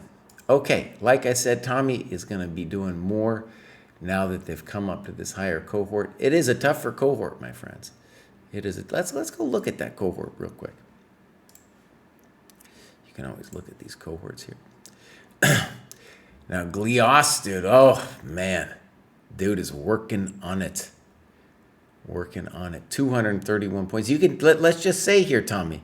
You can see your competition here. You're not dealing with chumps anymore, my friend. You are no longer dealing with chumps. Chris C. That's an older dude working on it. Yeah. Let's go click on Chris C's USCF profile, by the way. That's pretty good, dude. Pretty good. Yep. Basically, Chris C's got 100 points to go for the next one. Clearly some good progress here, though, right? Using USCF. That's the other thing, Tommy. So you get up here to 17, 1800, you're going to see some people who are pretty serious and they're just using their USCF. Okay, they're over the board rating. Okay, my friends, I think we have one more to go. Let's do a little click. And this is Peace Santan. A lot of work done. Beautiful. I'm hoping to take more advantage of the sparring options with the program in the future. I've done most of my sparring on the side, but I felt that has helped me a lot in getting back to 2000. I do a lot of solitaire chess on my own, on model games for my openings right now. I get those from ChessBase or my coach, but it would be nice if the model game database grows more so I could take advantage of that as well. Okay, cool. Well, this is great. Let's go take a look at P. Santan. Using the FIDE. As I said, when we start getting a little higher, we're going to see some over-the-board ratings people are using. We're also seeing FIDE, right? FIDE is a little harder. There's not like every tournament is FIDE rated, for example, right? Like I played in the Maryland Action Tournament this last weekend. I think it was USCF rated, but it's not like that. This would be FIDE rated. Okay. Great. We're seeing that the normalized score here is about the same. And Elite Chess and USCF. Okay, good. Great. Okay, P. Santan, let's check this out. First, I want to see when you got here. Fairly recently. Good. I'm really into this. Woodpecker Method, Art of Attack. Oh, here we go. Tal Botvinnik. Here we got the real books now, my friend. I would say that's the best book of all time right there. Tal Botvinnik, 1960. Rook Endgame Progression Match 1 and 2. Oh, dude. Dude. And what's interesting, too, is apparently he's doing this on the side,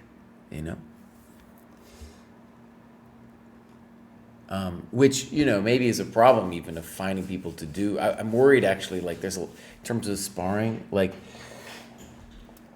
Rook Endgame Progression, my friends, that's eating your green beans, okay? That's not like just something you wake up and you say to yourself, oh, I think it would be really enjoyable to do the Rook Endgame Progression. No, that's real work, my friend. It's gonna be some real work, both to learn it the first time, because you kind of get a superficial understanding of it. Then you spar it a little bit, maybe against the bots or something. And then you play it to somebody at your own level, and it's going to be real to win a match like that. You will benefit from it highly, but it's going to be some real work. Shereshevsky, I'm loving Pete Santan here. I'm loving this. Okay. Now what we want to do is go back one. Oh, yeah. B10, you're showing how it's done. Showing how it's done over here, buddy. This is great. Absolutely beautiful. Okay, let's see if we got a game or two. Okay, good. All right, I'm into it. Bam. Oh, nice. So this is the Brazilian seniors, dude. Here we go. Paulo. Okay. And this is a big win here. I played in some senior tournaments myself. Darcy Lima. Nice. Darcy Lima is an all-time Brazilian GM. Okay, let's go.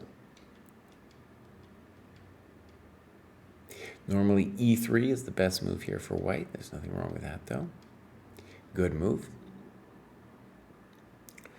Good. Fine. Okay. Wasted time. Great note, by the way. Listen to what it says. A wasted tempo and a sign that my opponent is not familiar with this position. The best plan for white was demonstrated by Ulf against Sarawon fight a while ago. I will go ahead and say there's more than one plan here, but A3 is certainly a move, as was in this notes, but also Knight E1 intending this maneuver. Okay. A lot of times, too, you can get A3, and if A5, then Knight E1. Also interesting is A3 castles and Bishop D2 intending to sack the pawn. I think you got to do Bishop D2 because if you do this right away, you're going to run into that. Okay, let's look. We got a full tempo. Let's see how black uses it. Incorrect. This is actually some deep knowledge about why this is incorrect, in that when we look at the Knight E1 plan, by the way, you can tell like the level of abstraction needed to understand why Knight D5 is a mistake. So much different than the beginning of this stream where we're talking about people hanging pieces, right? White is frustrated. By the way, mistakes come in pairs, especially once you get past 1700. People are going to be, they don't know what to do. They play a move like H3, and then they also don't know what to do and play a move like Knight D5. So if we look at the Knight E1 plan, let's just imagine it went like this. And let's just put in F5 or Bishop E6, one of these standard moves. The key thing to see about this position for white is that white would like to play that one. Let's imagine F5, Knight E5. That's kind of the strategic ambition, let's say, of this position. And then we have a chance at a small niggling advantage because we'll hold on to the D5 point. Here, though, we get to take it with our bad knight. And now the dream for black is, oh, Baus, you're actually not going to do much to me on the queen side, and I'm going to wreck you. I'm going to wreck you over here. Good move. Now, you write that B5 is a good move. I can't imagine that F5 is wrong. I just can't. And that wasn't it. That wasn't it. Because now you can just play F4 and you're like crushing their soul. Right? F4. Goodbye. You know, it's a long road now for you, buddy. Long road now for you, buddy. There we go. So I think for sure F5 is the spirit of the position. And I don't know what white should do. That F4, it's just great. H6 doesn't make any sense to me. Now you're the one who doesn't know what to do. Okay. Okay, and that's a mistake.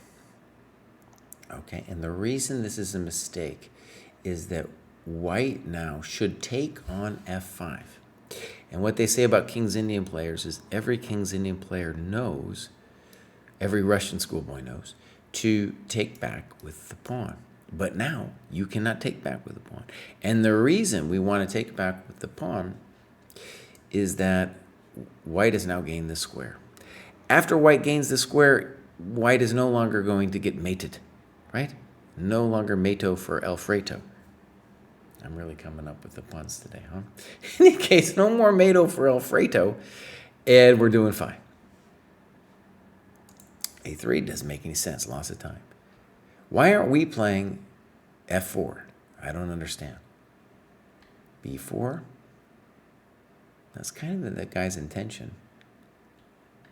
So one of the things that I'm noticing here is you're thinking that pawns are people. So like, for example, here you're really happy that you got a 4 in, but fundamentally, that is white's side of the board on the queen side. It's very hard for you to bring pieces over there. So this A4 move, a little bit hard to imagine, and that ain't it. We're going to go ahead and say bows. That wasn't it. So if you don't like the move, tell us why you don't like it. And for my money, or whatever you want to call it, we need to take this thing before you decide finally to push past. F4, please. No. Now you do kind of write about F4. Let's see what you say. G4. And the important thing to see here is that you have a long-term initiative against the black king. So for example, knight G6, and then soon we're going to play H5. I get it, there's going to be an F3, but it's a long-term siege to the white position. You like this move? Maybe. Interesting. I'm not sure. I'm not sure I get it. Yeah, why can't they just do that? Right? You write pop, pop, pop. But here he might survive this. Right? Dude might survive this one. Bishop F5, Rook F5, and then again this knight. I'm telling you, it's a big old deal. I get it. Maybe you have 94. Maybe Kraai should be a little bit more cautious about saying this stuff.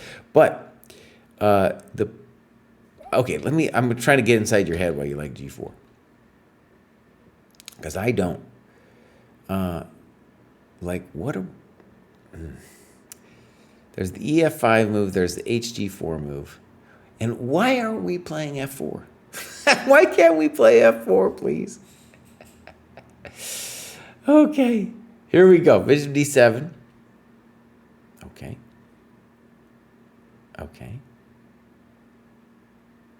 And this is just pure no comprende for me. Why we can't take on, we can't play F4. And white is also never doing this here. Why did we take on E4? Let's read what you write. An important moment. I didn't want to release the tension, but I thought I was justified concretely. However, it didn't follow up forcefully enough. In hindsight, maybe this was not a good decision. Right. And we got to talk about why you're terrified of F4. Now, one of the things to say about Rook C8 is it's kind of to white's interest to be trading off a rook or two over there. And obviously this is terrible. No, I mean, this guy's got to figure out his life, you know? But eventually we could imagine figuring it out and just putting it here, and then if A3, we just park it, you know? I was going to make a joke about Parkinson's disease and parking it, but it's not that good. Okay, so Queen E2. And now you put in F4 as a note. And the other thing that's interesting to me about this decision is FE4. First of all, before I decided how to recapture, I would do a celebratory dance. I mean, just so happy that you did that. But then I would also ask myself, well, maybe I want to take with the bishop. Consider with the knight too. Unfortunately, with the knight, yeah, I would consider with the knight too.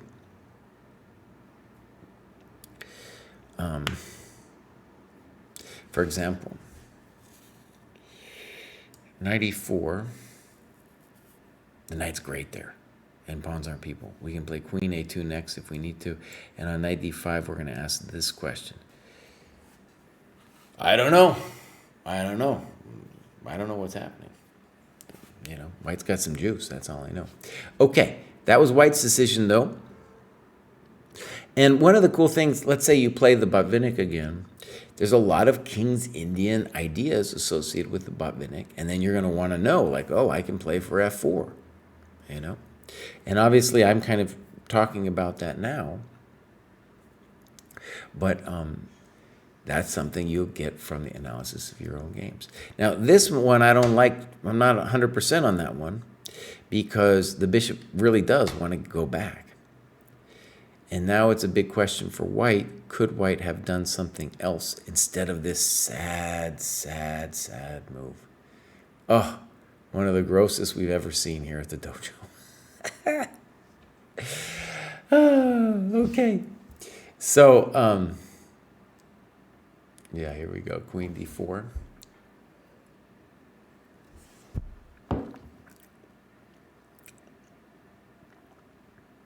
Just looking at it a second.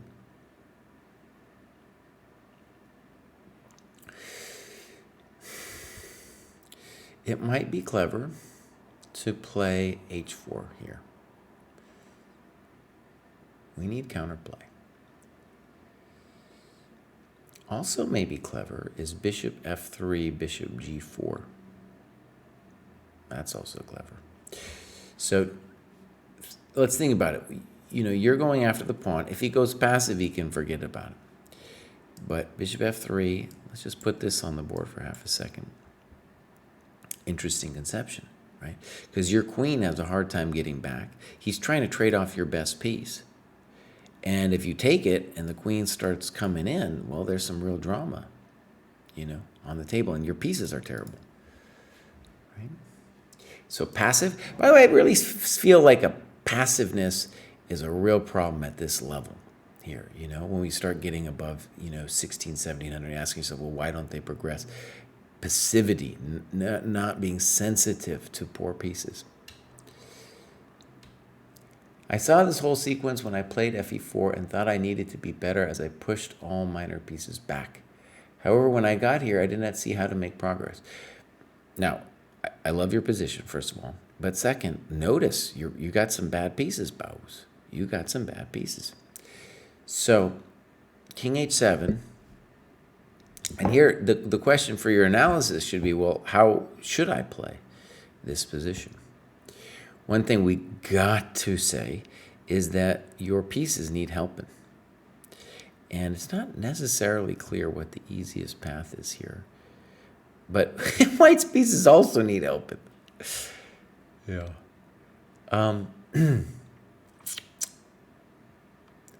So we got to ask ourselves, how could we fix the knight? The bishop is going to be a longer-term project. One dream is to put the knight here to do this kind of dance. The other dream is put it here. I don't know really how I don't know what it does too much over there, you know. And the other worry is, will white figure it out to play bishop f3, bishop g4? Okay, king h7, rook d1, queen b6. I definitely thought queen c4 was going to be your intention. I definitely do not believe that white is better in this position. No way, Jose. Oh, I understand I guess I understand what the drama is, though. So he's worried about this coming under fire. Let's oh, it's definitely kind of a bummer. This bishop is killing me, Baus. Let's put knight on c3. So bishop f1 is the threat. It might be too real for me too. Oh, okay. Yeah, it is painful. We have reached painful stage. So let's go to this position for a second and try to imagine what we should have done. It's truly painful for it. Because I want to admit, first of all, you heard me say it. I was like, well, you got to be better. But your knight is so dumb and your bishop is so dumb that maybe it's just not true. In addition to that rook d1 thing, bishop f3, bishop g4 looks great.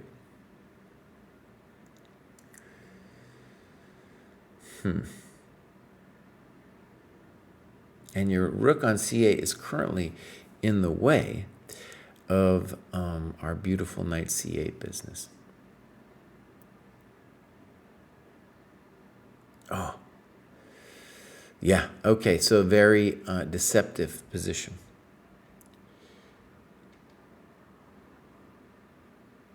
In principle, this is a good move, bishop c1. Bishop f3 to g4. Let's stress, this is your good bishop. It would be great if we fixed him. Of course, this is a reasonable thought.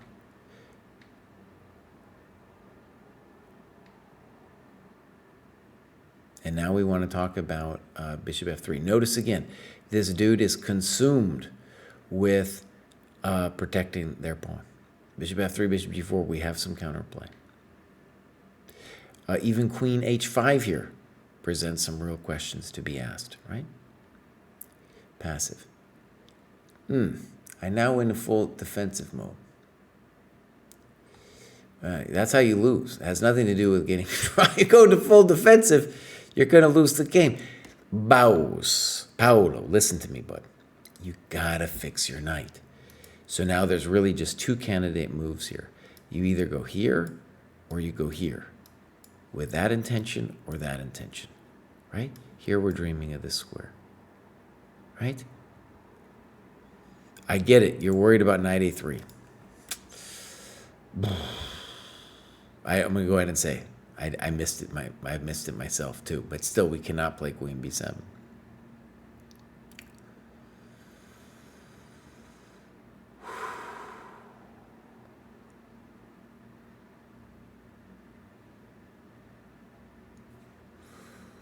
This looks more appropriate.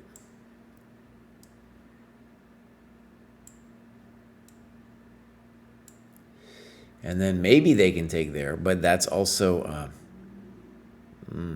getting pretty frisky. Let's just put it that way. You know. Okay, interesting position. Those are the kind of variations we'd want to look at. We've gone passive. Now white needs to think about what? Bishop f3. Nope, they're obsessed with the pawn. Good move. Good move. Okay, now we need to come up with something for Mr. Knight.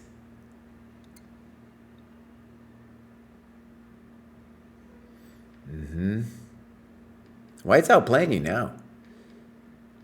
From that whole chump thing that the guy was doing, now he's outplaying you. Good move. Good move. White doesn't know what he's doing. Oh, look at that. You did it, buddy. You fixed it. You fixed your worst piece.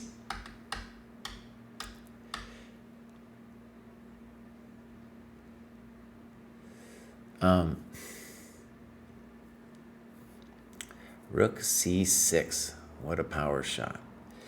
Let's just say the obvious. Knight f6, it just doesn't make any sense. And h5 doesn't make any sense either. So you need to ask yourself, bows, what should I do? The candidate moves should be knight c7 or king over. Impressive that you're even thinking about it that way.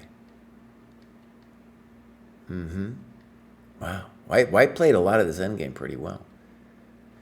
Okay, and now you want to ask, how could white have finished me off? It's still not clear because the rook is going to be a real chump once it goes to a5.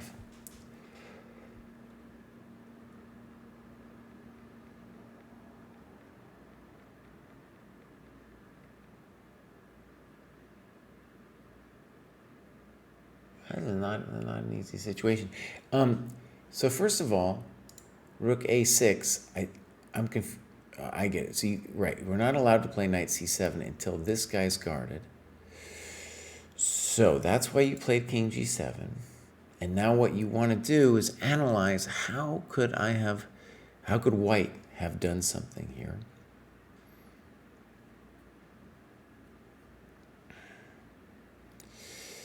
And a default move could be rook a8. It's still not over.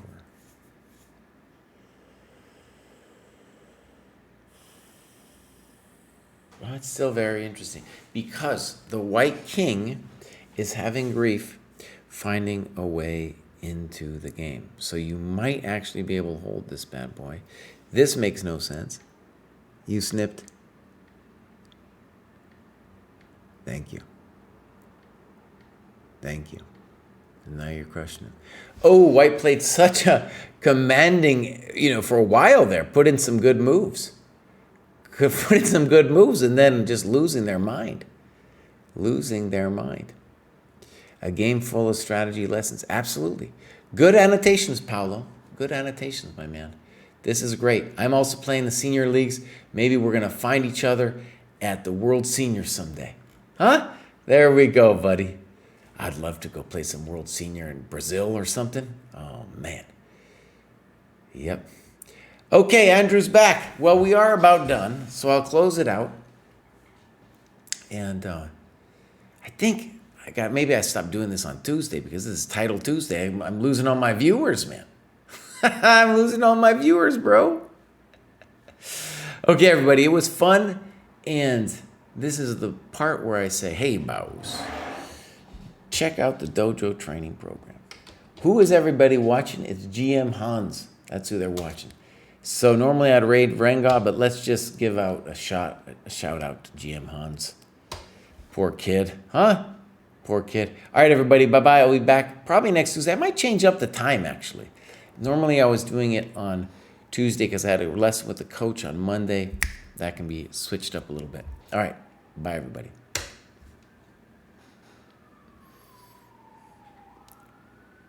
Check out the Dojo training program today. All right, we're about to raid this dude.